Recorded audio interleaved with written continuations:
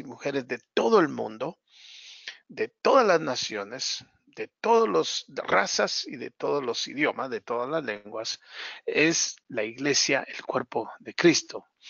Y tiene tres propósitos, hermanos, la iglesia. Y para entender eso, necesitamos entonces acudir a las escrituras. No hay otra manera de poder identificar cuáles son los tres propósitos. El primero es exaltar al Señor, es darle honor al Señor, es adorar. Eso es lo que queremos decir.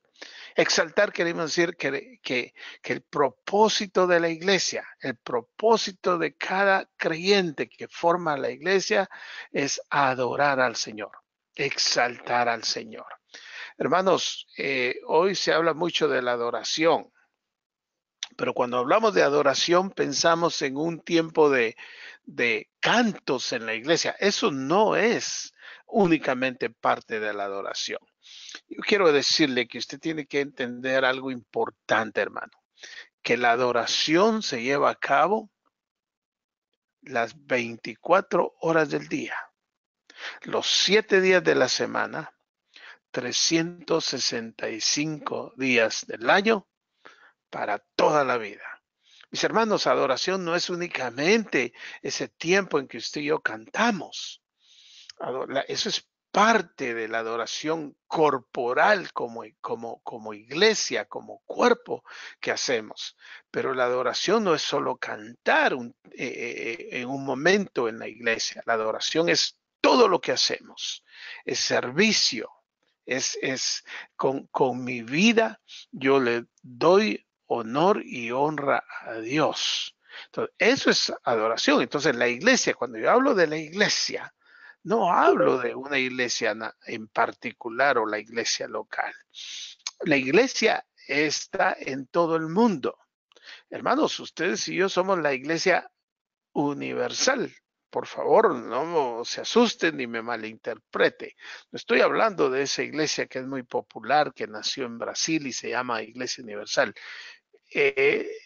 Yo tengo mis dudas un poquito con respecto a los hermanos o si puedo llamarles hermanos. Hay una línea muy finita ahí para que eso se convierta en una secta.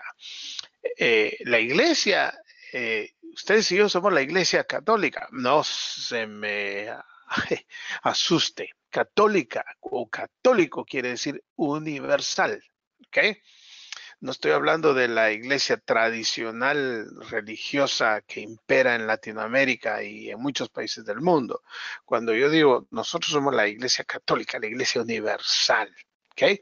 Ustedes y yo formamos parte de la iglesia católica apostólica. Eso quiere decir iglesia universal con los principios y los fundamentos de los apóstoles. Ellos son la base que Dios usó, los cimientos que Dios usó para formar la iglesia. La cabeza de la iglesia es el Señor Jesucristo y nosotros somos su cuerpo. Y entonces, tres propósitos bíblicos de la iglesia universal, o sea, de la iglesia en todo el mundo, es exaltar al Señor. Para eso nos creó Dios, para honrarlo, para amarlo, para servirlo, para exaltarlo, para darle honor. Entonces, la iglesia es responsable de adorar al Señor. La otra razón para la cual existe la iglesia, otro propósito importante es para evangelizar al mundo. La evangelización consiste, mis hermanos, en hablar de las personas que no conocen de Jesús, las personas que no conocen a Dios. Y cuando hablamos de conocer, no hablamos nada más de recibirlo como Salvador, no. Conocerlo es aprender a saber cómo es Dios, cómo es Jesús, cómo es su persona, cómo es su carácter. Y eso solamente lo vamos a lograr a través de las Escrituras. No hay otra forma, mis hermanos, no hay otra manera para conocer a Dios, es a través de la palabra de Dios. Entonces, el primer propósito, exaltar al Señor. El segundo propósito, evangelizar al mundo. El tercer propósito que tenemos nosotros, los creyentes, es el de la edificación de los miembros de la iglesia. Edificarlos la palabra viene del término de construcción, edificar, hacer un edificio. Nosotros, acuérdense que en la Biblia se utilizan diferentes términos para la iglesia, y la iglesia está siendo edificada, está siendo construida, y los tres propósitos importantes son entonces adorar, exaltar al Señor, evangelizar y edificar a los miembros de la iglesia, a los que están ahí en la iglesia local.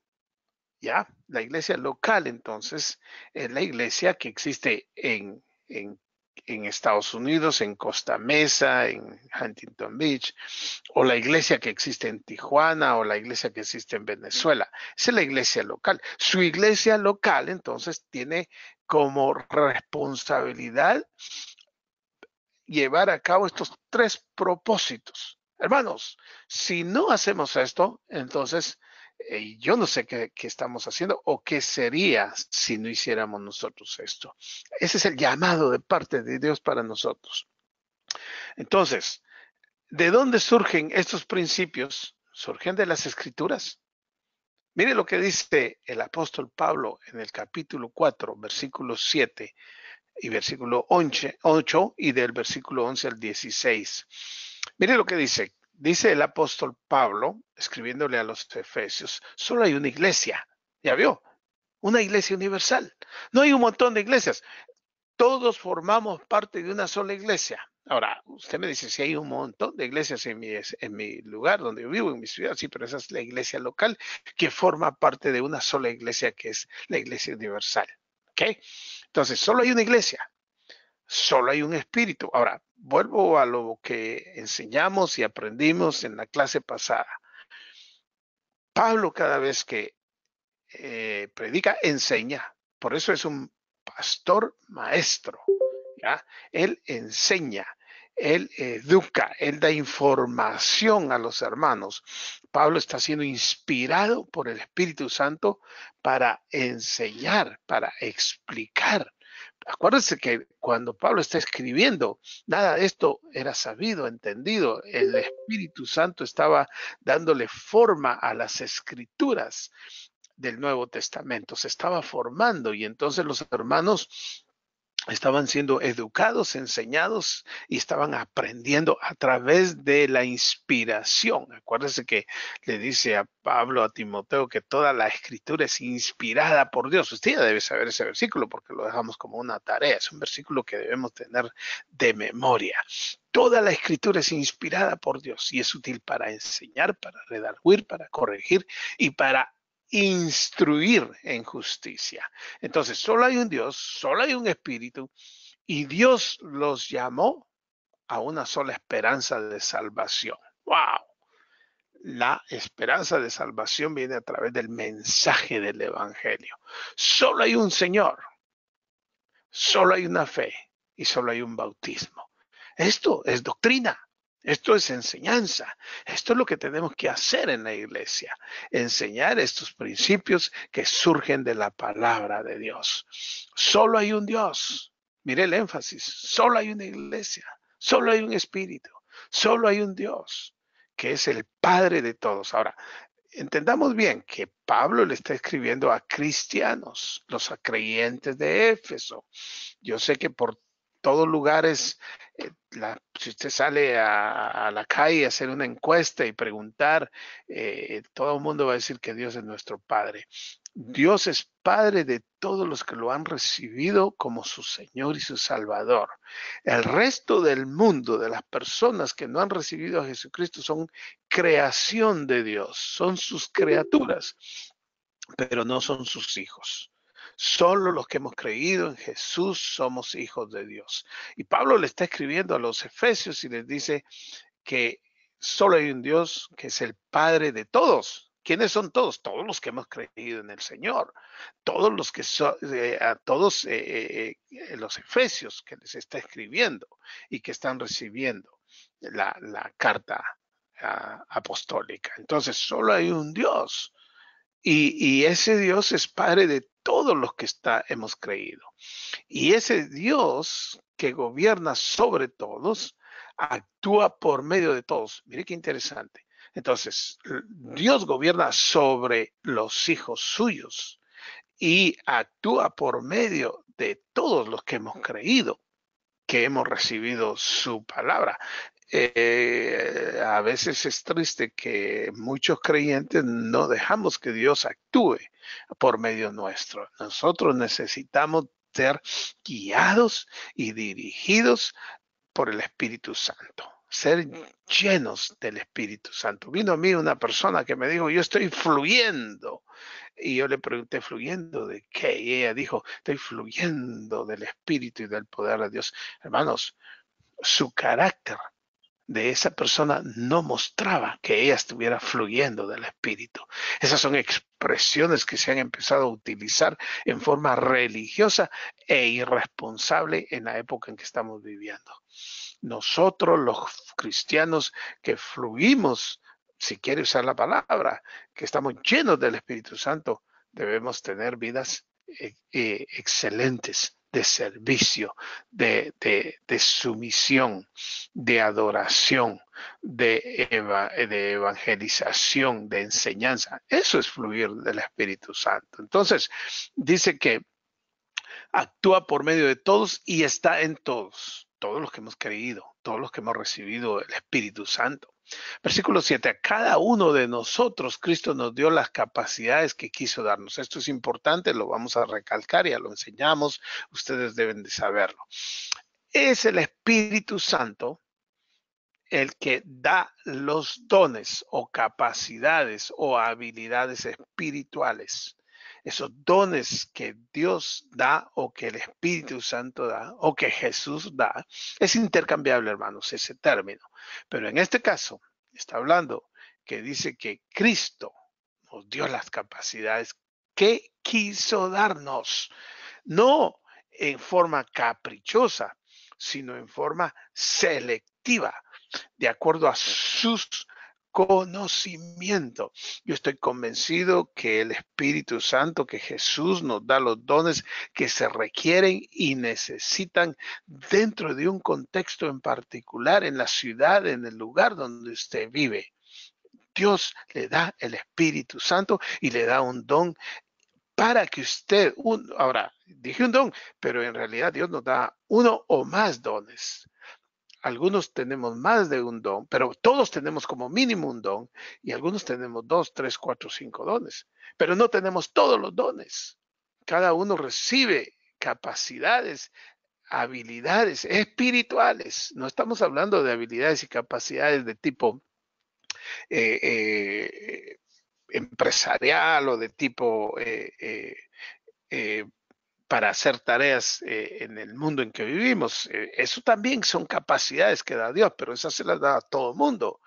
A algunos les da la habilidad para ser buenos carpinteros, buenos escritores, buenos en muchas cosas. Pero esas no son habilidades espirituales. Las habilidades espirituales son para el desarrollo de la iglesia. Aquí lo voy a decir más adelante. Cada uno de nosotros, Cristo nos dio las capacidades que quiso darnos. Como dice la Biblia, dio capacidades a la gente, a los creyentes. Él fue quien les dio a unos las capacidades de ser apóstoles. Ya, el don de apóstol. A otros la de ser profetas, el don de profeta. Ahora, mire, yo quiero recalcarlo porque creo y recuerdo que esto ya lo enseñamos, pero quiero recalcar que los dones que habla Efesios son con el propósito de edificar la iglesia. Al principio de la formación de la iglesia, eran dones que se necesitaban y se utilizaban para dar credibilidad a los primeros creyentes, a los apóstoles, a los primeros convertidos. Los hermanos tenían capacidades de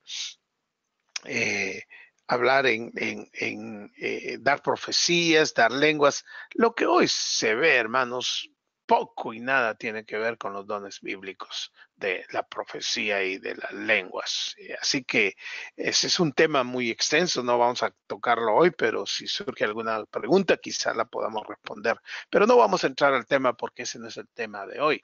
Hoy estamos hablando de que debemos abordar el ministerio pastoral con las escrituras y eso es lo que estamos aprendiendo. Entonces, él fue. ¿Quién es él? Cristo. A él se está refiriendo. Mire el contexto anterior. Cristo nos dio las capacidades. Versículo 11. Ahora, él, Cristo, fue quien les dio a uno la capacidad de ser apóstoles, a otro la capacidad de ser profetas, a otro la de ser evangelistas. Vamos a hablar aquí de este tema porque las tres tareas es adoración y evangelización, pero no solo los que tienen el don de evangelistas deben evangelizar, también ya lo mencionamos. Y la otra tarea que estamos hablando entonces es la de la edificación. Y Pablo está edificando la iglesia a través de estas cartas apostólicas que él escribió inspirado por el Espíritu Santo. Y dice que a otros evangelistas, a otros la de ser pastores y maestros.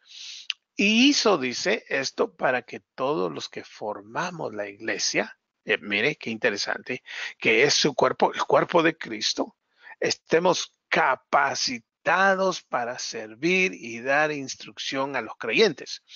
Más adelante tal vez lo mencionemos, pero lo voy a mencionar ahora en forma rápida. Los dones espirituales o las capacidades o habilidades espirituales no son para mi propio beneficio. Es mala interpretación y mala doctrina pensar y creer que los dones espirituales son para mi propio beneficio y exhibirme. Algunos hacen exhibición de los dones que dicen tener, pero el don es para que sirvamos e instruyamos a los creyentes, a la iglesia. Un pastor necesita, una iglesia necesita de todos los dones para ser instruidos, de los dones que son necesarios para el crecimiento y la edificación de la iglesia local y universal. Entonces, eso es para que sirvamos y para que demos instrucción. ¿Con qué propósito? Instrucción a los creyentes, a los hermanos, para que sea de esa manera lleguemos a ser un grupo muy unido. Mire qué interesante, que haya unidad. Acuérdese que una de las características de los creyentes era, dijo el Señor Jesús, que los van a conocer por ser unidos. Cuando uno ve iglesias que se pelean y que se dividen, no habla de ese tipo de carácter de Cristo. Llegaremos a ser unidos y llegaremos a tener todo lo que nos falta. ¿De qué está hablando? Está hablando de madurez espiritual, no está hablando de material, cosas materiales. Todo lo que nos falta se refiere a de todo lo que carecemos espiritualmente hablando para llegar a ser, aquí usa la palabra perfectos. En realidad es una expresión que quiere decir maduros lo más posible dentro del contexto en el mundo, porque la perfección solo la tiene Cristo y solo la vamos a alcanzar cuando entremos al cielo, mis hermanos. Llegaremos a ser maduros como lo es Cristo para conocer, al Hijo de Dios y por confiar en Él. ¿Cómo se alcanza la madurez, mis hermanos? ¿Teniendo todos los dones? No, sirviendo con mis dones, estudiando la palabra para poder conocer al Hijo de Dios y por confiar en Él. En otras palabras, para aprender a conocer a Cristo, aprender a amarlo y aprender a confiar cada vez más en Él. Versículo 14. De esa manera, dice, de esa forma, ya no seremos como niños que ahora piensan una cosa y más tarde piensan otra. ¿Cuál es la idea acá?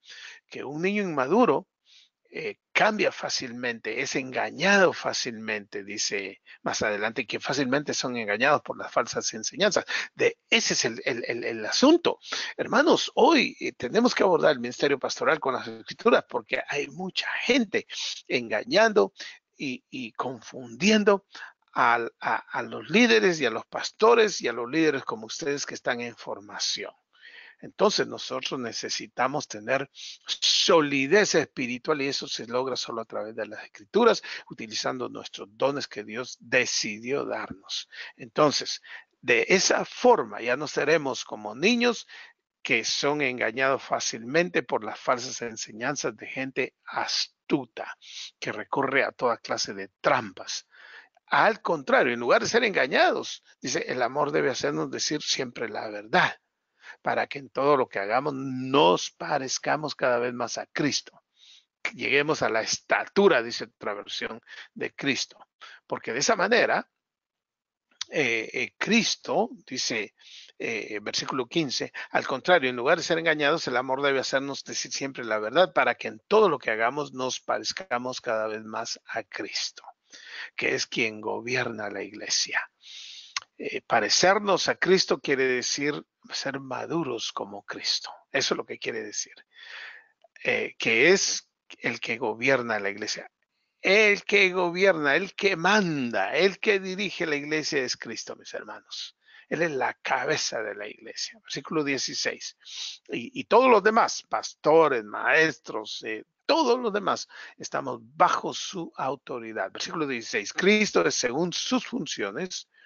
Perdón, Cristo es quien va uniendo a cada miembro de la iglesia según sus funciones, o sea, según sus su puesto, su lugar, la manera en que Dios lo colocó en el cuerpo. Él es el que hace que la iglesia crezca según sus funciones y quien hace que cada uno trabaje, ¿cómo? En armonía, en armonía. No peleando, no haciendo las cosas para competir, para ver quién las hace mejor, sino para que la hagamos para madurar. Los que se pelean, los que compiten, eso no es armonía y eso no es madurez. Y luego dice, para que la iglesia vaya, ¿qué? Creciendo y cobrando más fuerza por causa del amor. Entonces, no solamente la iglesia local crece, pero la iglesia universal crece. Y eso quiere decir que hay crecimiento en cantidad y en calidad, en espiritualidad. Muchas iglesias crecen, pero no son maduras o son inmaduras y por eso no crecen. Entonces, creciendo y cobrando más fuerza por causa del amor. Entonces, ahí tenemos un ejemplo de cómo debemos abordar el ministerio pastoral. Más adelante vamos a ver varias cosas importantes. Entonces, otro pasaje importantísimo es del Colosenses 1:28 al 29. Ahí hay un error mecanográfico. Ese 8, bórrelo por favor. Colosenses 1:28 al 29.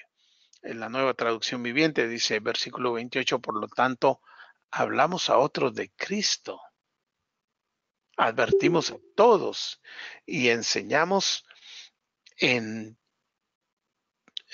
a todos con toda la sabiduría que Dios nos ha dado. Queremos presentarlos a Dios perfectos en su relación con Cristo. Versículo 29. Es por eso que trabajo y lucho con tanto empeño, apoyado en el gran poder de Cristo que actúa dentro de mí. Qué fascinante, hermanos, qué emocionante es servir al Señor. Mire lo que dice entonces. Por lo tanto, dice el apóstol Pablo, hablamos a otros de Cristo. No hablamos de nuestra iglesia, no hablamos de mi pastor, no hablamos del evangelista, hablamos de Cristo. Advertimos y enseñamos. ¿A quién? A todos, con toda la sabiduría que Dios nos ha dado. La enseñanza debe hacerse con una sabiduría, un discernimiento que viene del Señor. Y dice el apóstol Pablo, queremos presentarlos a ustedes, los de la iglesia de Colosas, a Dios, perfectos, maduros en su relación con Cristo. Queremos que ustedes sean gente madura y lo hacemos apoyados en el gran poder de Cristo que actúa dentro de mí. ¡Wow!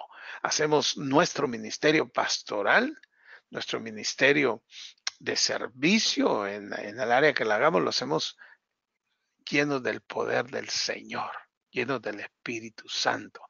¿Cómo hizo su ministerio Jesús, hermanos? Algunas personas creen que Jesús tuvo éxito en su ministerio porque era Dios. No, él lo hizo lleno del Espíritu Santo. Claro, Jesús es Dios, pero Jesús se despojó de todos sus poderes espirituales para hacer su ministerio y lo hizo inspirado, lleno del Espíritu Santo.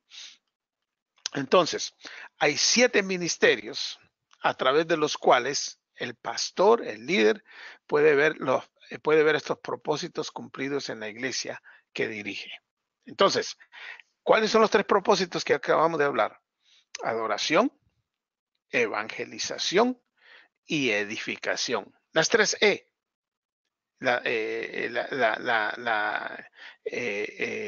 Comenzamos diciendo entonces que era exaltación. Quise hacerlo así para que se vean las 3 E. Exaltar, evangelizar, edificar. Pero es adoración, evangelización y edificación, exaltación.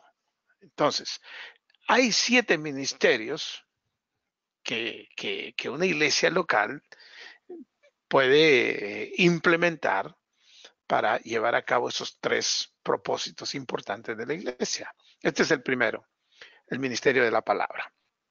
Ahora, escúcheme bien porque estos 7 ministerios se los voy a poner todos y se los voy a regresar porque vamos a hablar de cada uno un poquito más extenso, pero quiero que entienda esto. Yo le voy a mandar su tarea en forma escrita para que quede bien claro. Inmediatamente después de que terminemos voy a tratar de enviarla. No pude enviarla antes, no sé qué pasó. Mi internet acá no está muy eficiente. Pero estos son los 7 ministerios a través de los cuales se pueden lograr los 3 propósitos, que son el de exaltar, evangelizar y edificar a la iglesia. Primero es el ministerio de la palabra. El segundo es el ministerio de la comunión entre hermanos en la iglesia local. ¿Okay? El tercero es el ministerio de la cena del Señor. La Eucaristía, esa palabra la usa la Iglesia Católica, pero es una palabra bíblica. El ministerio de la cena del Señor o la comunión también es otra expresión que se usa.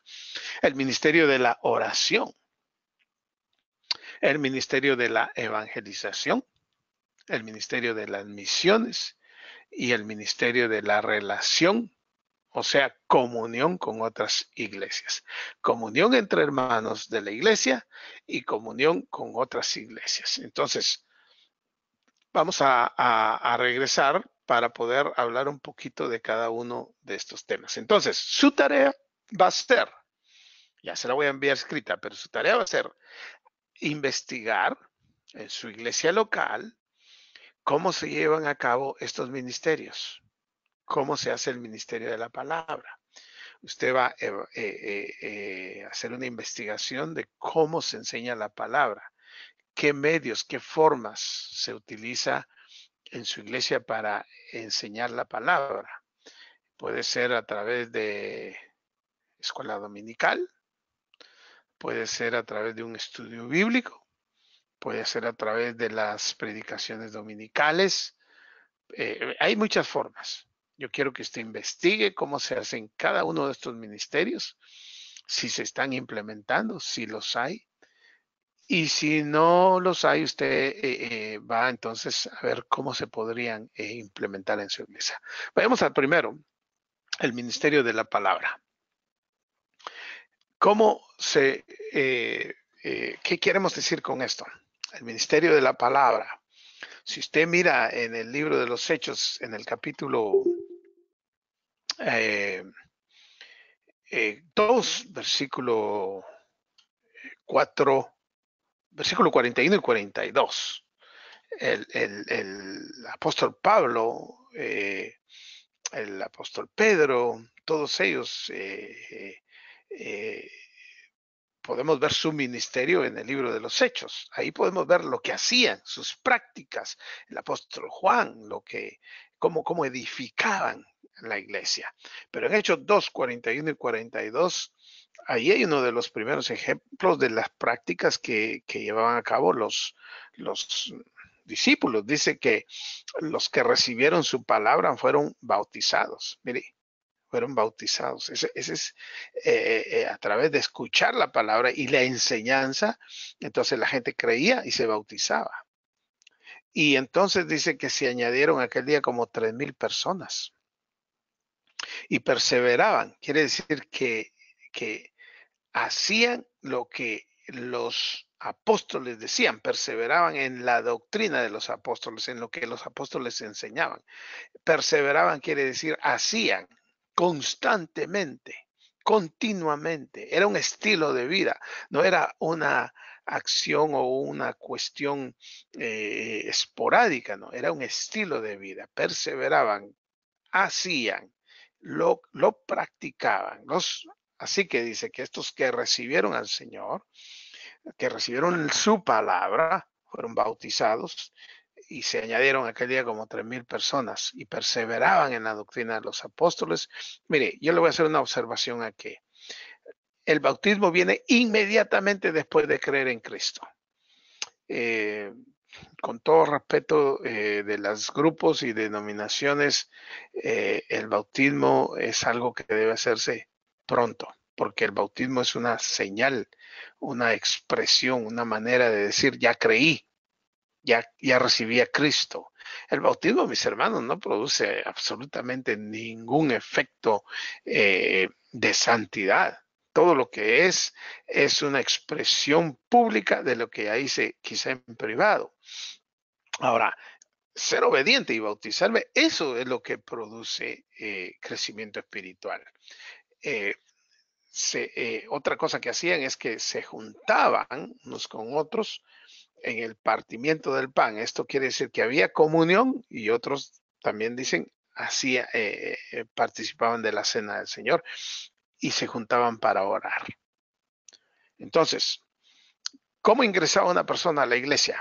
¿Cómo llegaba a ser un miembro de la iglesia en esa época? Bueno, recibían al Señor Jesucristo a través del arrepentimiento y luego se bautizaban y ya venía entonces el bautismo en el Espíritu Santo, que es algo que se recibe, esa expresión es bíblica, no la manera en que se utiliza hoy o se usa mal, pero el bautismo en el Espíritu Santo es ese momento en que se cree en Jesús, en ese momento se recibe el Espíritu Santo.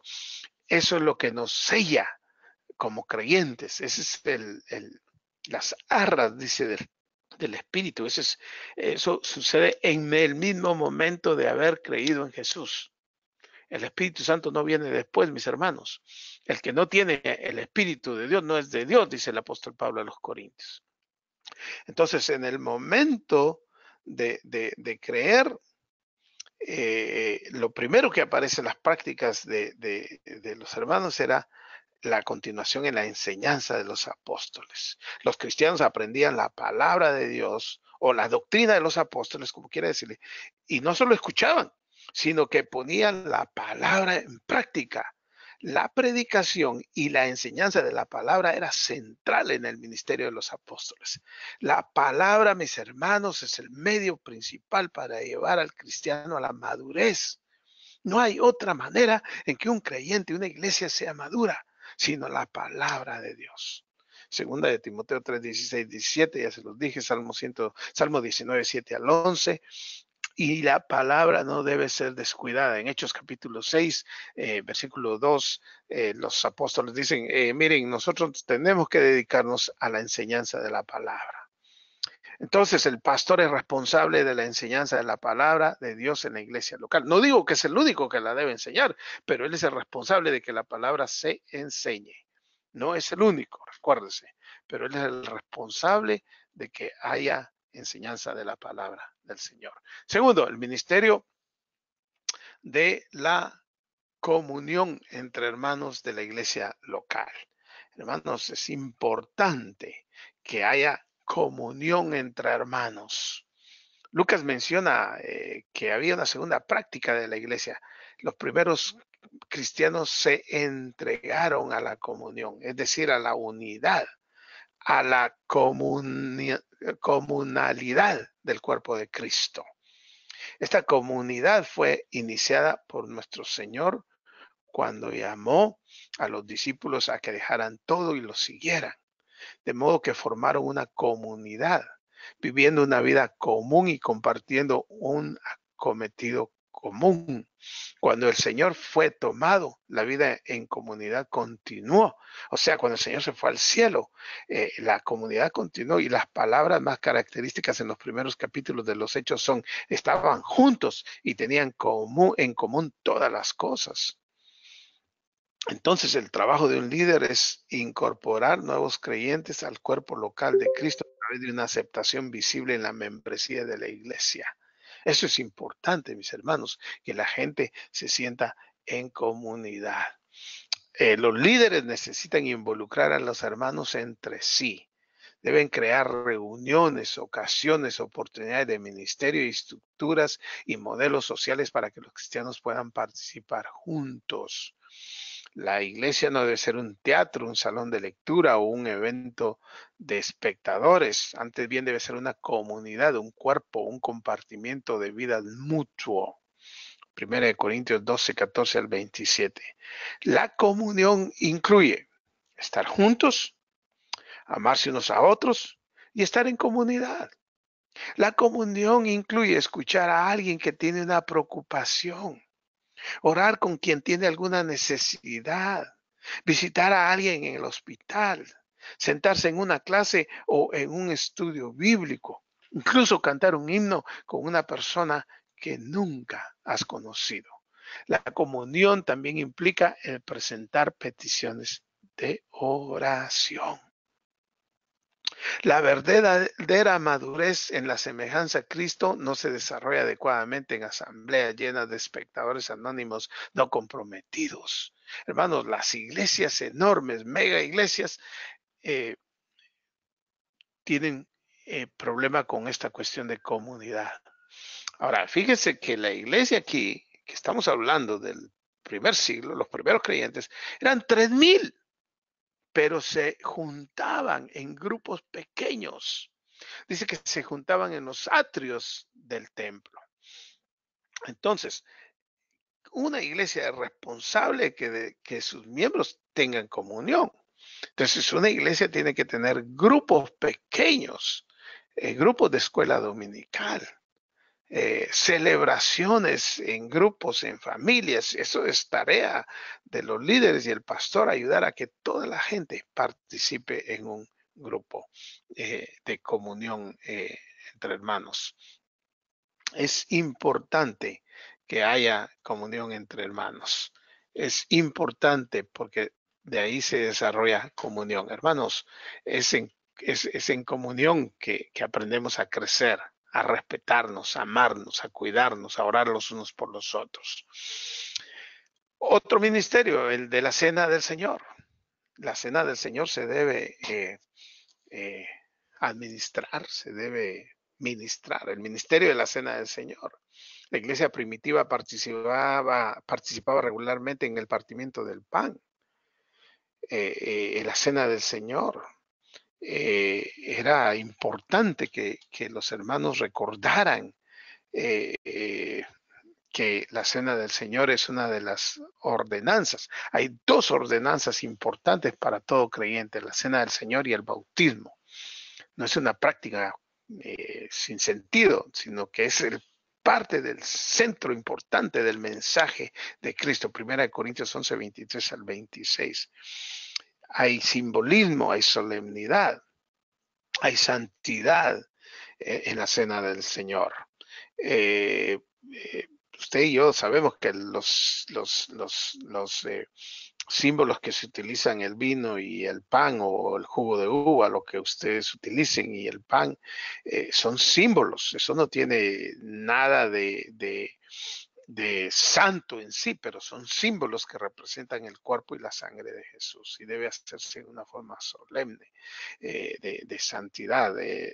Pablo le escribe a los Corintios que hay que confesar pecados para estar en comunión con el Señor. Entonces se quiere que todos los participantes de la Cena del Señor hagan un repaso espiritual. Es un momento antes de participar, para ponerse a cuentas con el Señor, hacer una especie de autoexamen y ponerse a cuentas con el Señor. Eh, eh, si el culto de adoración de la iglesia nunca incluye la cena del Señor o la incluye muy pocas veces, se aparta de las intenciones del Señor. 1 Corintios 11:23 y se aparta de las prácticas de la iglesia primitiva en Hechos 2:42 acabamos de ver. Cuando la cena del Señor se observa apropiadamente y no se hace de manera irreverente, entonces es algo que produce madurez. El otro ministerio, el ministerio de la oración, el ministerio de la oración. Eh, Hay diferentes maneras y formas de participar de oración, hermanos. Lo más tradicional es, se le llama el culto de oración, pero hermanos, se pueden hacer oraciones en casas. Déjenme regresar un poquito al ministerio de la cena del Señor. En mi iglesia yo le he dado la autoridad a los hermanos que cuando hayan grupos pequeños ellos pueden celebrar la cena del Señor, no solamente la tienen que impartir los líderes o el pastor, la puede impartir usted tiene esa capacidad, usted tiene esa autoridad como creyente. Yo no estoy diciendo rebélese su pastor, consulte con su pastor, pero usted es sacerdote también y usted puede ministrarla también. El ministerio de la oración, hermanos, es algo importantísimo para el crecimiento personal y espiritual.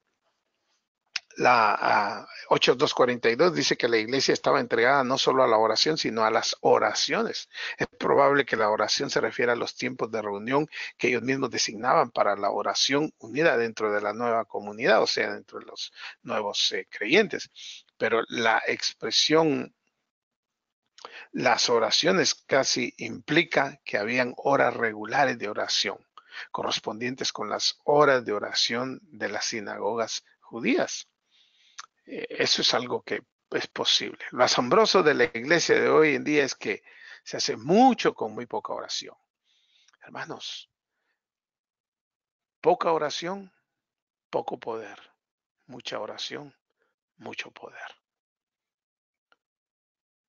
Necesitamos orar, interceder. El ministerio de alcanzar a otros. Pasemos al siguiente ministerio, el de alcanzar a otros, o sea, el de la evangelización. Eso es, el ministerio de alcanzar a otros es el ministerio de la evangelización. Necesitamos evangelizar. Eh, Se espera, mis hermanos, que el creyente evangelice y sobre todo se espera que lo haga la iglesia local. La iglesia de nuestros días comete dos graves errores cuando se trata de evangelizar.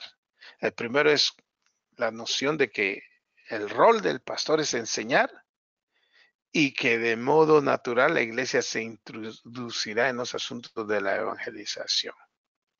La otra mentira es que la evangelización es la tarea del pastor y del liderazgo de la iglesia. Ellos, algunos dicen, son los empleados, se les paga para que evangelicen.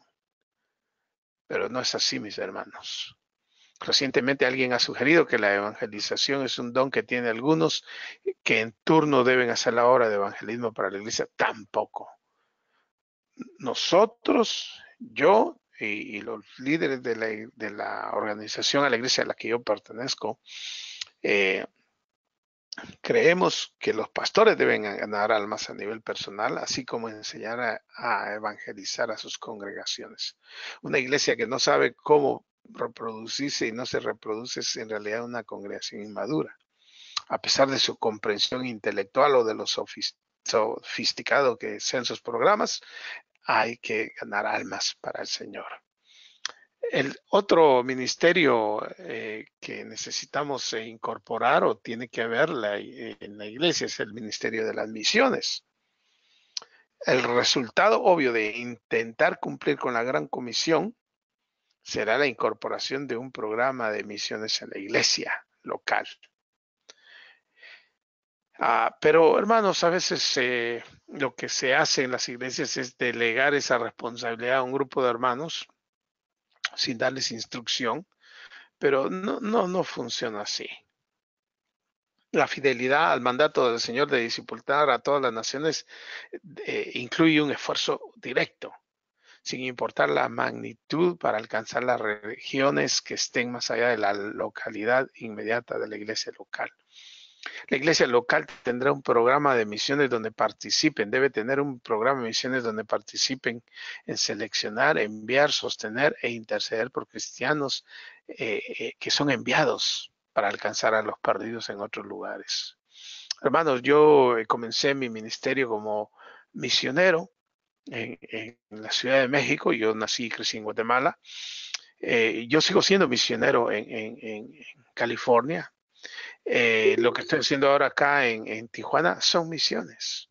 Y yo expongo a mis hermanos en las misiones. Tenemos misiones en Argentina, llevamos equipos misioneros, apoyamos misioneros en Israel, llevamos equipos a Israel también hemos ido. Hemos hecho misiones, más o menos mi esposa y yo, en 52 diferentes países. Y esto no lo digo por jactancia, lo digo porque nosotros amamos a la gente de todo el mundo y creemos que la mejor manera de presentar el Evangelio a personas que no están cerca de nosotros. Les he pedido oración porque creemos hacer misiones en el centro de la ciudad de Los Ángeles. Yo vivo a 40 minutos de la ciudad de Los Ángeles y mi pasión y mi deseo es poder hacer misiones ahí y plantar una iglesia. Recuerdan que les pedí oración, mis hermanos, por favor oren porque queremos crecer en ese ministerio. Entonces, necesitamos hacer misiones, enviar misioneros. Y el otro ministerio es el de la comunión con otras iglesias.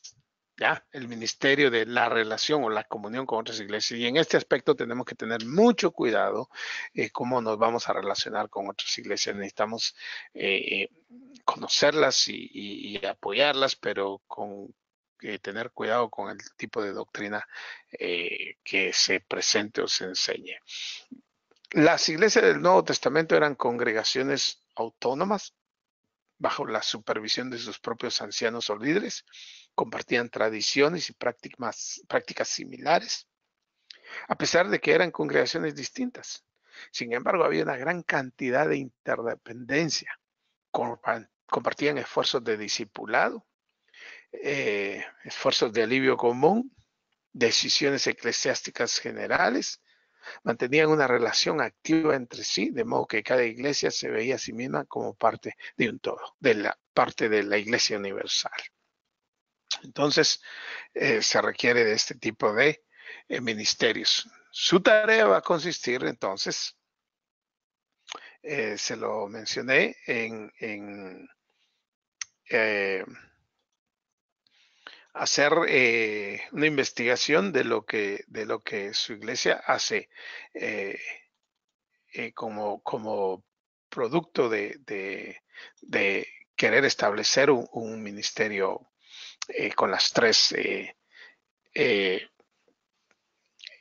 prioridades que debe tener una iglesia, con los tres puntos importantes. La tarea de la semana entonces va a consistir en que usted va a tener que hacer una investigación y describir la manera como su iglesia lleva a cabo cada uno de los siguientes ministerios que acabamos de dar y que yo le doy: el ministerio de la palabra, el ministerio de la comunión entre hermanos en la iglesia local, el ministerio de la cena del Señor, el ministerio de la evangelización, el ministerio de las misiones y el ministerio de la relación o comunión con otras iglesias. Ponga atención, de todo va a quedar grabado y yo se la voy a mandar por escrito. Si su iglesia carece de alguno de estos ministerios, usted debe hacer un plan sencillo de cómo se podrían o podría incrementar dichos ministerios. Como se trata de describir detalles, dar detalles, escriba las formas y maneras de cómo se llevan a cabo dichos ministerios y quiénes son los responsables de los ministerios. Y por último, de algunas sugerencias de cambios que se podrían hacer y o cómo se podrían mejorar. Esa va a ser su tarea para la próxima semana, en la que vamos a pedirle por favor entonces que usted haga su tarea con respecto al tema que estamos tratando. Muy bien, entonces el ministerio pastoral es un llamado único derramado sobre los ministros elegidos por Dios para ministrar su palabra y servir a su iglesia. Los hombres llamados a tal obra se sienten poco dignos o poco aptos o no aptos, eh, como Pablo le escribió a Timoteo y a los Corintios para tan preciosa tarea.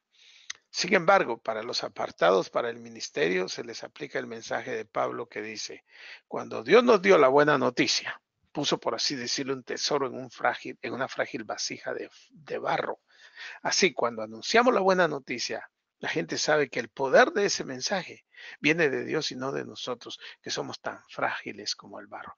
Mis hermanos, ustedes y yo somos servidores de la iglesia, no somos gobernadores, no somos mandatarios, somos servidores. El problema es que nosotros somos pecadores y como el hombre es pecador, y luego el diablo, dicen allá por mi pueblo, mete su cuchara en todo, o sea, los esquemas del maligno complican la tarea del ministerio pastoral. Pero nuestra propia ignorancia del ministerio pastoral, de lo más básico, hace que haya más confusión. Por eso estamos educándolos a ustedes, mis hermanos, juntamente con nosotros, para que ustedes y yo sepamos cómo hacer el ministerio pastoral. Entonces, a menudo falta un conocimiento relacionado con lo que el ministro debe hacer en su llamado. Tal falta de conocimiento puede llevarle a embarcarse en vías erróneas y peligrosas. Para evitar cometer muchos errores, porque vamos a cometer errores y mis hermanos, el que les habla ha cometido una cantidad de errores. Si a mí me hubieran enseñado al principio de mi ministerio esto que yo le estoy enseñando a usted, esto que estamos aprendiendo juntos ahora, yo me hubiera evitado muchos dolores de cabeza. Muchas de estas cosas las he aprendido dándome golpes, topándome contra la pared. Si a mí me hubieran educado, yo fui al seminario, pero en el seminario me dieron poca instrucción. Me enseñaron Biblia, me enseñaron cómo preparar un mensaje, cómo preparar una predicación, cómo preparar escuela dominical, muchas cosas, mis hermanos, pero todo esto que ustedes y yo estamos aprendiendo lo he aprendido a golpes. Así que es parte de lo que ustedes y hoy yo estamos queriendo aprender para madurar. Entonces, ¿qué es una filosofía de ministerio? Para evitar cometer errores necesitamos una filosofía de ministerio. ¿Qué es una filosofía de ministerio? Es una declaración de propósito. ¿Para qué?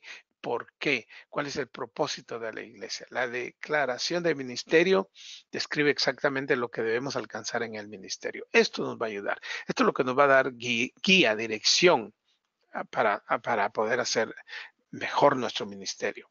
Entonces, la declaración de ministerio describe exactamente lo que debemos alcanzar en el ministerio.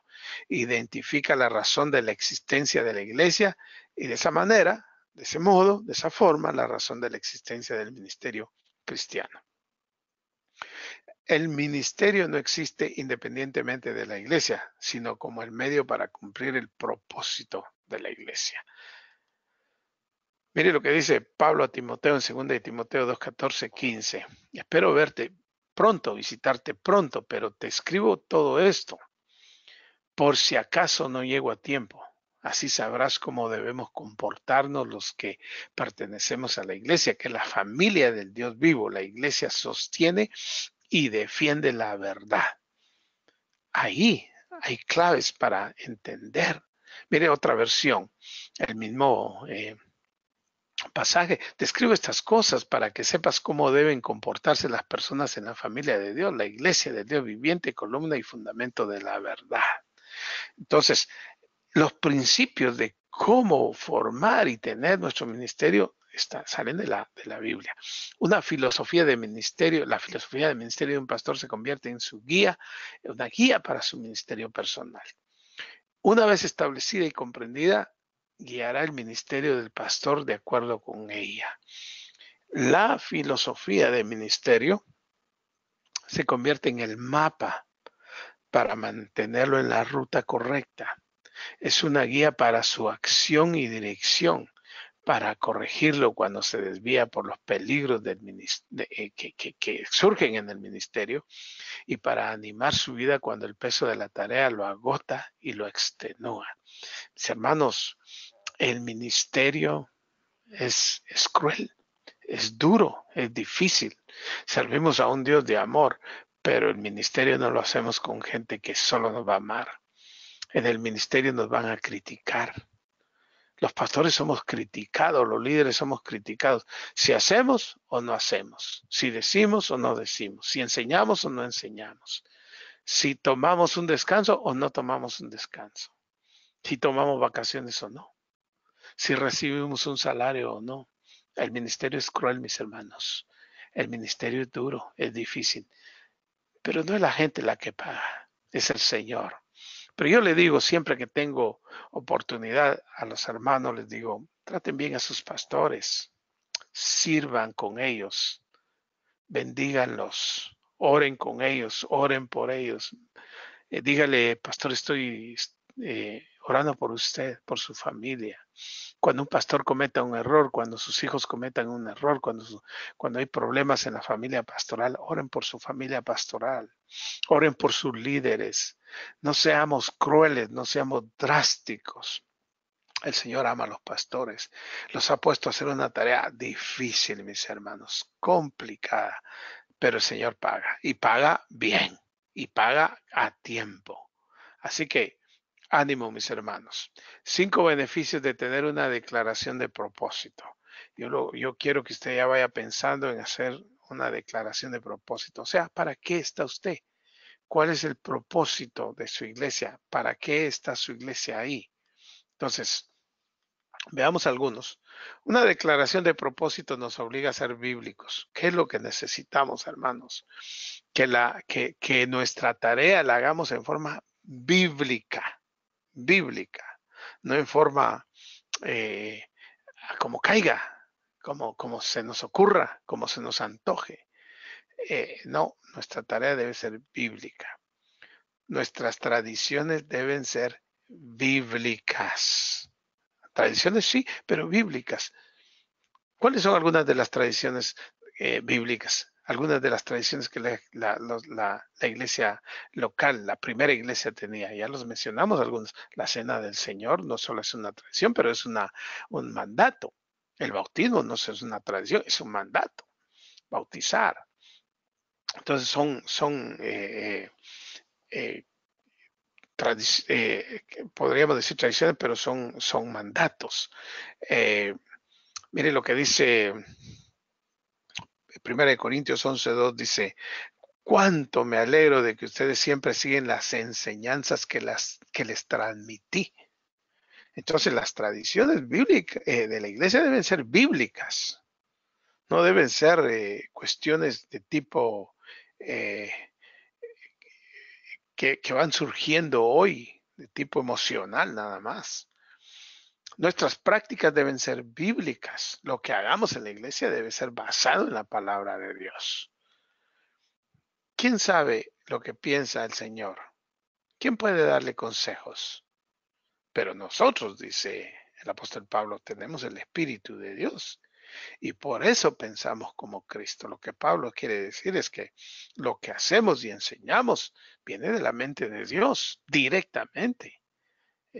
No es un pensamiento humano, no es Pablo enseñando cosas que se le ocurrieron humanamente hablando. Entonces, si sabemos a dónde apuntamos, vamos a pegarle al blanco. Nuestras tradiciones deben ser bíblicas y nuestras prácticas deben ser bíblicas. Hermanos míos, con la autoridad que nuestro Señor Jesucristo nos da, les ordenamos, mire lo que dice, que se alejen de cualquier miembro de la iglesia que no viva de acuerdo con la enseñanza que les dimos. Hoy hay atrevimiento, hermanos. Yo enseñando sobre un tema controversial, me dijo una persona, en eso no estoy de acuerdo yo. Bueno, qué interesante. De todos modos, si usted no está de acuerdo en lo que yo estoy enseñando, no es mi palabra, es la palabra del Señor. Mire lo que dice. hermanos míos, con la autoridad que nuestro Señor Jesucristo nos da, les ordenamos que se alejen de cualquier miembro de la iglesia que no viva de acuerdo con las enseñanzas que les dimos. ¡Wow! Las enseñanzas deben ser bíblicas. Entonces, una declaración de propósito tiene un sentido práctico. Primero dijimos que una declaración de propósito obliga a ser bíblicos.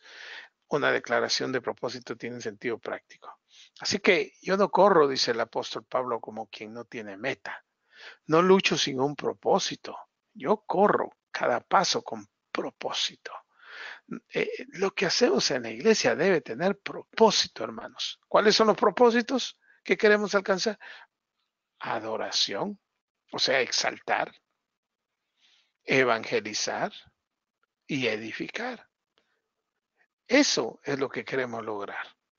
Si no se logra esos propósitos, entonces, ¿qué estamos haciendo?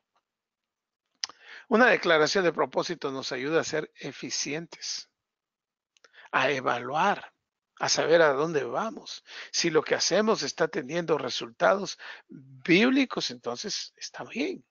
Los apóstoles llamaron a todos a una reunión, dice Hechos 6, 26, 2, 4 y 7. Y ahí dijeron, déjenme platicarle un poquito en forma rápida lo que sucede en ese pasaje. Dice que las viudas de los griegos empezaron a quejar de que no les estaban dando lo correcto, lo apropiado, lo justo. Y entonces llamaron a los apóstoles. Y los apóstoles, guiados y dirigidos por el Espíritu Santo, llamaron a una reunión y ahí dijeron, bueno, antes dijeron algo más de lo que le voy a leer acá. Dijeron, miren hermanos, escojan un grupo de personas que sean hombres llenos del Espíritu Santo y que sean ellos que se encarguen de la distribución de los recursos, de la comida, del pan, del dinero, de lo que hemos recolectado para ellos. ¿Y por qué? Porque dicen, nuestro deber principal, los apóstoles llaman a todos a una reunión y ahí dijeron, nuestro deber principal es anunciar el mensaje de Dios. Así que no está bien que nos dediquemos a repartir el dinero y la comida.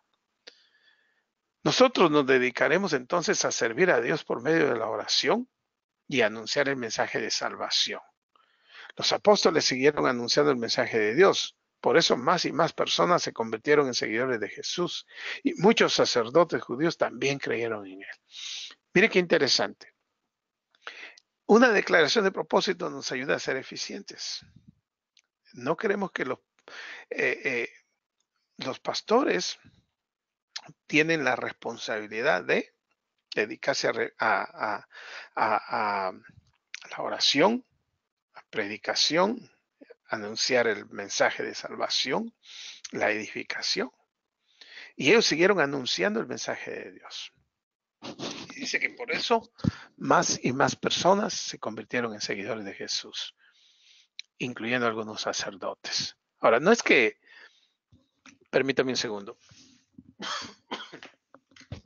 no es que los pastores están diciendo, no, esa es tarea de otro tipo y nosotros solo vamos, no, déjeme decirle algo, yo he comenzado mi ministerio desde siendo ujier, he lavado los baños en una de las iglesias en las que yo asistía, he levantado la ofrenda, he contado la ofrenda, todo eso lo he hecho poco a poco, pero ahora como líder y como pastor y como servidor del Señor, mi tarea es la de enseñar, de capacitar, la de instruir, dar capacitaciones, visitar a otros pastores y servirlos y ayudarlos a entender lo que yo les estoy explicando a ustedes ahora.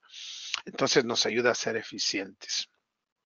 Una declaración de propósito nos ayuda a ser efectivos. Tenemos que aprender que la eficiencia es una y la efectividad es otra. Estos que trastornan el mundo entero, dice, también han venido acá. Eran tan efectivos que en Hechos 17 ya hablan de que los hermanos, los apóstoles Pablo y su equipo de misioneros andaban trastornando el mundo. Eran efectivos hermanos en su ministerio, en su evangelización. Ponían patas arriba a los pueblos donde iban, no con un mensaje controversial, sino con un mensaje bíblico que producía controversia, porque lo bíblico produce controversia. Una declaración de propósito ayuda al pastor a mantenerse fiel. Y lo que a un administrador se le pide es que sea fiel. Wow. Entonces, mis hermanos, usted y yo necesitamos preparar una declaración de propósito. Esa va a ser una tarea que les vamos a dar más adelante para que ustedes vayan pensando en cómo preparar una declaración de propósito para su iglesia, para su ministerio y para su propia vida. Uno tiene que tener ¿qué quiero lograr? ¿Qué quiero hacer? ¿Cómo lo voy a lograr? ¿Cómo lo voy a alcanzar? Así que esa va a ser una tarea que vamos a dejar en otra ocasión. Ahora vamos a pasar a nuestras preguntas, a algunas observaciones que ustedes tengan. Queremos que ustedes participen en forma práctica, como ya lo hemos dicho en otras ocasiones. Así que vamos a pasar ahora a abrir micrófonos cuando tenga usted una pregunta. Ya sabe, necesitamos que levante su mano y Keila, que en forma tan linda siempre me está asistiendo, y Magali, que nos ayuda con las tareas y todo eso, hermanos, ellos también están atentos. Así que vamos a pasar al asunto entonces de preguntas o de observaciones que ustedes tengan con respecto a lo que hemos hablado hoy. ¿Quién tiene la primera pregunta?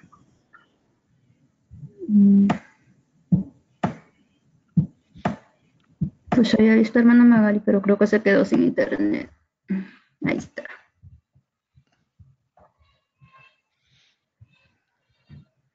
Adelante, hermana Magali. Buenas noches, hermanos. Es Auribel de aquí de Manantial de Agua Viva. Okay. Sí, estamos un grupo aquí de 5. Qué lindo, Auribel. Ok. Mi pregunta, bueno, primero quería hacer un comentario que sí, bueno, es importante que llevemos el ministerio inspirado en el Espíritu Santo, sabiendo que Cristo es la cabeza donde nos debemos sujetar, nosotros como cuerpo, así como lo dijo John MacArthur en la anatomía, en su ensayo de la anatomía de la iglesia, pues estoy muy de acuerdo con eso. Ahora, si en la iglesia, mi pregunta es con respecto al bautismo, ¿verdad? Hay creyentes que son nuevos, pues, y usted habla sobre que deben inmediatamente bautizarse después que creen. Y el bautismo es un acto público que se hace para que esa persona ingrese a la iglesia como tal.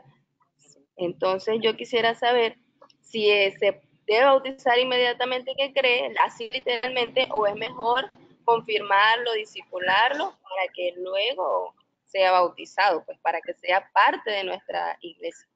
Esa es mi pregunta. Muy buena pregunta.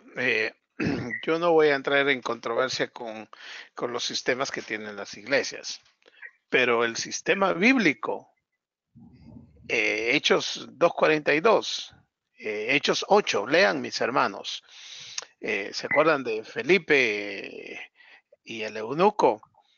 El eunuco recibe al Señor y luego el eunuco es instruido y capacitado por Felipe, y entonces el eunuco dice, mira, aquí hay agua, ¿qué impide que yo sea bautizado? Y en ese mismo momento fue bautizado. Mis hermanos, el bautismo es una expresión externa de una decisión interna. El bautismo es una manera de decir yo he creído en Cristo. El discipulado es un proceso de toda la vida que viene después de creer en Cristo y de ser obediente en bautizarse, y entonces el discipulado se inicia ahí. Eso es mi creencia, ese es mi discernimiento bíblico. Yo sé que hay algunas iglesias, yo mismo sufrí cuando recibí al Señor Jesús en el año 1982 en la ciudad de Puerto Cortés, Honduras.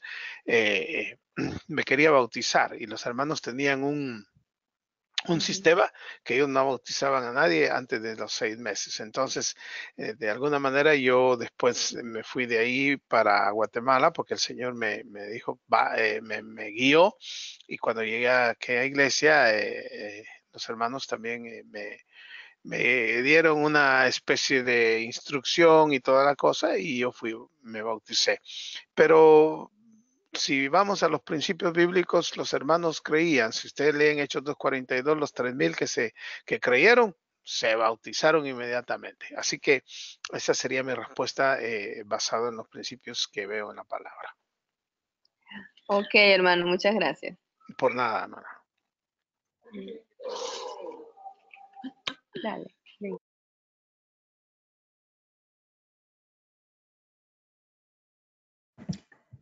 ¿Alguien más tiene preguntas? Levante su mano y haga la pregunta. Recuerde que es importante su participación también con preguntas para que pueda ayudar a otros que quizá tienen la misma pregunta o tienen dudas con respecto al tema.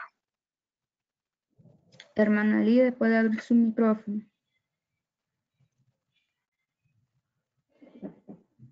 Buenas noches, hermanos, ¿cómo están? Dios les bendiga. Bien, gracias, buenas noches. Mi nombre es Elide. La pregunta que yo tengo es respecto a la Cena del Señor. En mi iglesia se hace todos los domingos la Cena del Señor. Entonces yo quería saber si esa frecuencia está bien, o cada cuánta frecuencia se debe hacer la Cena del Señor. Mira, la Biblia no dice con qué frecuencia se debe hacer. Si leemos, dice que lo hacían, pero no dice cada cuánto lo hacían. Entonces hay iglesias que tienen como práctica, precisamente donde yo recibí al Señor, les decía, es un grupo que se denomina Hermanos Libres, y ellos hacen la Cena del Señor cada domingo. ¿Es antibíblico? No. ¿Hay nada mal? ¿Hay algo malo? No. Hay otras iglesias que lo hacen cada primer domingo del mes para tener ya una idea y que la gente sepa y esté preparada. Hay otras iglesias que lo hacen con menos frecuencia. Yo creo que se debe hacer con frecuencia.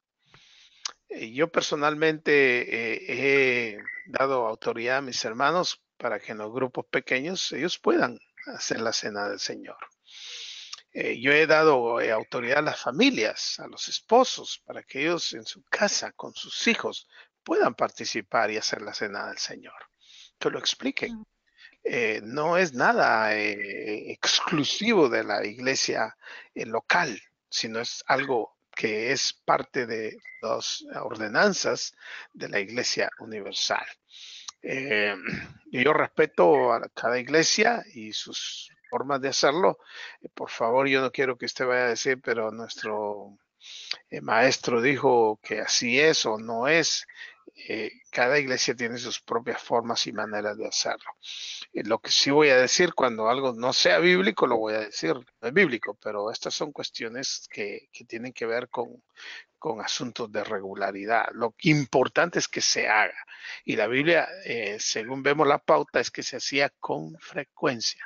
No sé si se hacía cada primer día de la semana o se hacía cada mes o cada 15, pero sí se hacía con frecuencia y se hacía en grupos pequeños también. Imagínense, hermanos, 3,000 personas tomando la Cena del Señor, es la de nunca acabar. Así que esa es la respuesta. Okay, bueno, muchas gracias, hermano.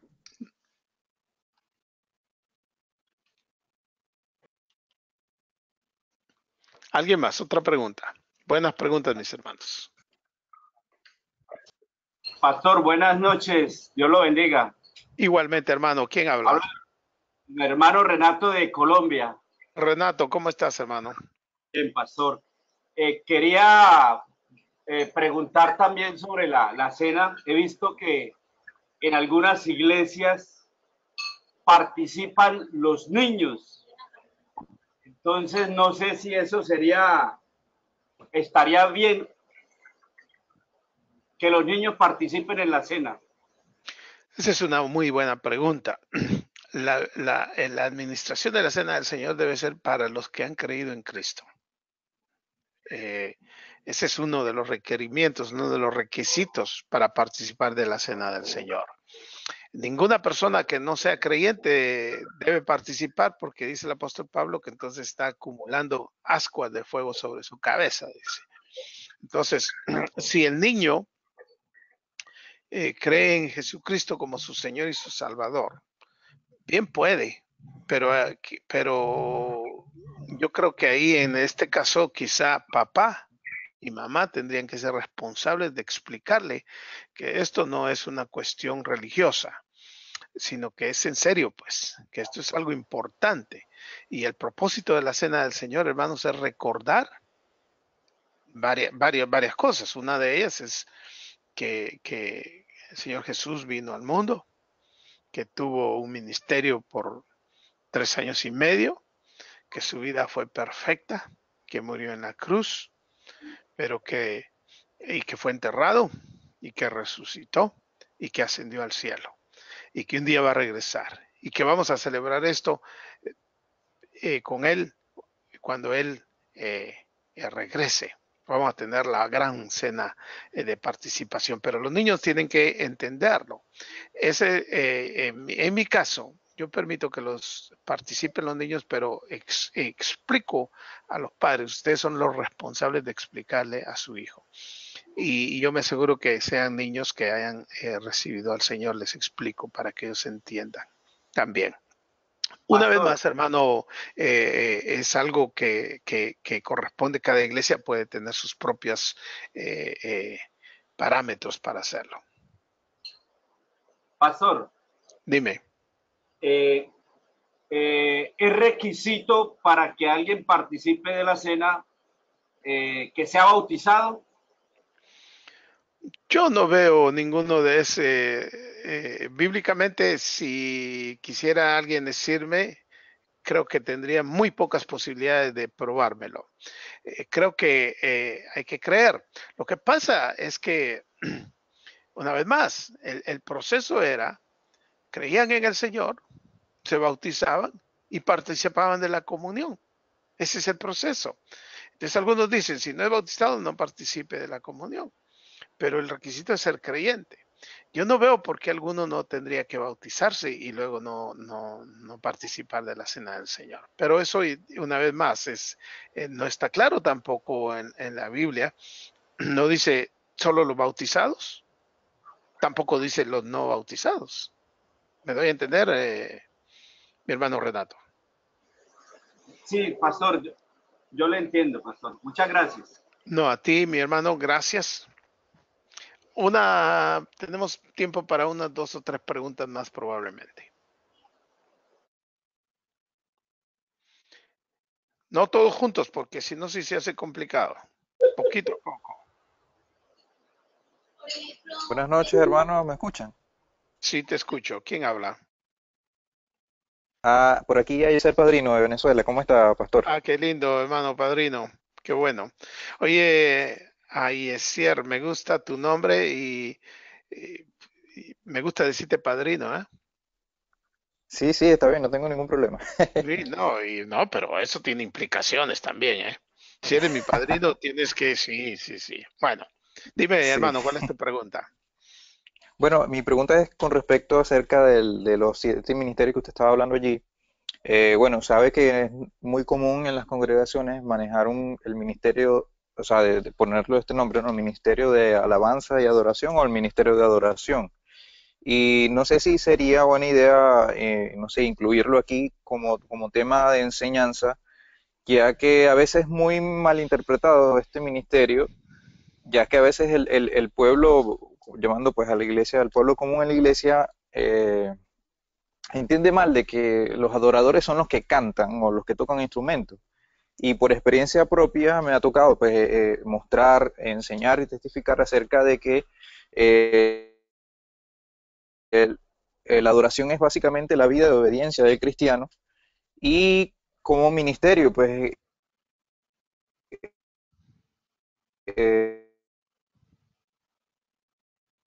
de adoración es testificar y una vida como los adoradores o el ministerio de alabanza y oración que hace como una función medio como levítica, como que los conduce a ellos la Ya, adoración, pero ya, está ya. mal interpretado esto, entonces no sé si tomar en cuenta pues, este tipo de ministerio como para enseñarlo, pues aclararlo. Claro, sí, muy lindo. Me gustaría poder hacer algo así y de repente en el futuro lo podamos tocar un tema como ese en toda una clase. Rápidamente porque se entrecortó y no te oía muy bien. El Señor Jesús dijo que la hora viene y la hora es ya, cuando los verdaderos adoradores adorarán en espíritu y en verdad. Y esa es la hora, hermanos. Los verdaderos adoradores somos ustedes y yo que hemos recibido a Cristo en el corazón como nuestro Señor y nuestro Salvador. Ustedes y yo somos adoradores. Nadie, para eso es que existe la iglesia, para ser adoradores, adorar en espíritu y en verdad. El Ministerio de Alabanza y Adoración. Es un grupo que a veces nos ponen ahí al frente para que nos dirija en los cantos, que hacen un trabajo espectacular muchos, pero que como todo se ha tergiversado y se ha pensado que ellos son los adoradores. No, ellos nos guían y nos dirigen en el ministerio o en el momento que usamos dentro de nuestra iglesia para cantar juntos, para adorar juntos en comunidad, en comunión con los otros hermanos. Pero mi hermano Ayeser, tienes mucha razón en hacer esa aclaración. La adoración no es ese momento únicamente tampoco. Lo dijimos al principio que la adoración es 24 horas al día, 7 días de la semana, 365 días del año. Todo lo que hacemos tiene como propósito darle gloria, honor al Señor. O sea, en otras palabras, de adorar, de exaltar a Dios. Muy bien, otra pregunta más. Si hay alguna otra pregunta, hermanos.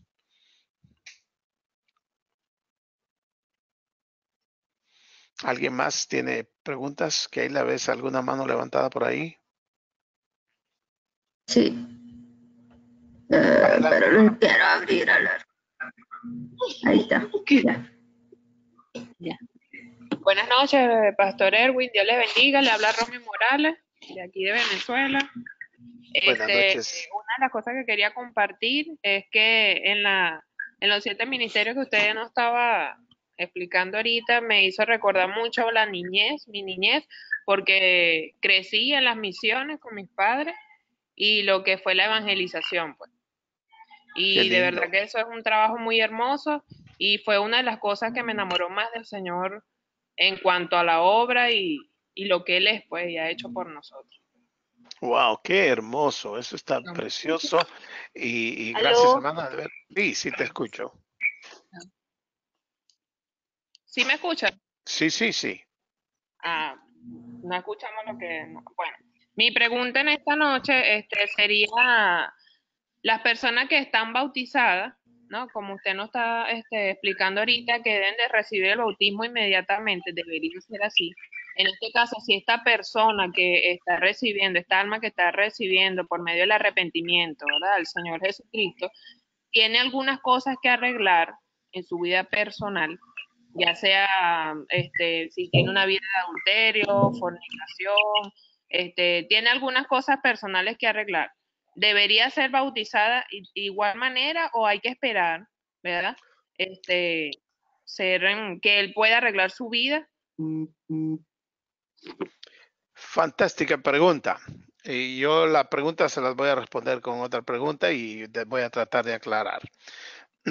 ¿Qué oportunidad tuvo el ladrón que se convirtió en la cruz con Cristo de arreglar su vida para entrar al cielo? Ninguna. Ninguna, esa es la respuesta. En cuanto al bautismo es otra historia. Hermanos, el recibir a Cristo nos da perdón de pecados y vida eterna. Pero el llegar a ser un discípulo es un proceso de toda la vida que requiere de ser educado, enseñado y preparado.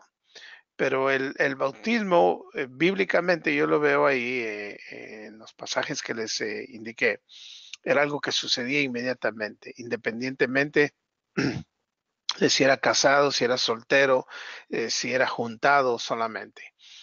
El proceso, porque aquí hay un montón de preguntas que van a surgir. El proceso es ese. Porque no sabemos si con la persona que vive es creyente o no es creyente. Y si no es creyente y no quiere casarse él o ella. Entonces, eso tampoco lo sabemos. Pero no le podemos impedir a alguien, y esa es mi opinión, que no se bautice solo porque su cónyuge que no es creyente, que ella tampoco era creyente o él tampoco era creyente cuando se juntaron, no quiere casarse. Entonces no le podemos impedir, esa es mi propia opinión, que se bautice. Lo que sí podemos empezar después de que se bautiza, entonces empezarle a enseñar a que dentro del cristianismo la moralidad es importante. Pero tampoco le vamos a pedir a una persona que llega al Señor y que ya está viviendo en una vida de concubinato, que deje a esa pareja, porque entonces ustedes y yo no somos quienes para decirle qué debe hacer, porque no sabemos cuál propósito tiene el Señor para ganar a otros, a esa persona. Ahora, si una persona ya es creyente y está en la iglesia y entonces de pronto viene con que se quiere poner a vivir con alguien que no es creyente o en una vida inmoral, esa es otra historia, ese es otro asunto. Los dos asuntos son totalmente diferentes y se tratan en forma diferente también. Esa es mi percepción con respecto al tema ese. ¿Se escuchó la respuesta, hermanos? Sí, hermano, Sí, gracias. Muy bien, espero que eso aclare, que no complique. Tengo otra pregunta. Estando en esa misma condición, ¿puede tener actividad en la iglesia? Una vez más, Sí. los recibimos y los enseñamos y los preparamos. Y si esta persona tiene un don que el Señor le dio y quiere participar, yo no tendría ningún problema. El problema lo tengo cuando está un hermano que ha recibido al Señor, se bautiza, está en la iglesia, está participando, pero luego se involucra en un acto de adulterio. Ahí es diferente. Pero si alguien es nuevo, recibe al Señor y el Señor le ha dado un don espiritual, o mejor dicho, le da un don espiritual, entonces, y él quiere, yo lo dejo participar porque no lo voy a penalizar porque está llegando así. Pablo dice, si alguien llegó esclavos, sirva al Señor como que no lo fuera. Si alguien, y si leemos la Biblia, hermanos, vamos a encontrar una cantidad impresionante de cosas que son bíblicas, pero que a veces no las tomamos y no las dejamos que se desarrollen. A veces podemos caer en el legalismo y tampoco queremos entrar en liberalismo. Esa es una cuestión que los líderes de la iglesia tienen que tener discernimiento para tomar decisiones sin que se convierta en algo legalista. Vamos a terminar con esta última pregunta, hermanos. Vamos a orar y le vamos a dar gracias al Señor y voy a tratar de enviar rápidamente lo más pronto posible su tarea. Ya se las dije, pero se las voy a mandar en forma escrita. ¿De acuerdo?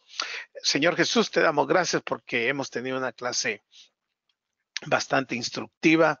Yo sé que mis hermanos están deseosos de aprender. Sus preguntas me lo muestran, son buenas preguntas. Ayúdalos, Señor, para que los haga pensar, para que ellos puedan pensar si están viviendo una vida de gracia, de amor, de misericordia o de legalismo, o si están siendo liberales y dejando de hacer o hacer cosas que no proceden. Esa es mi oración y la hago en el nombre del Señor Jesús.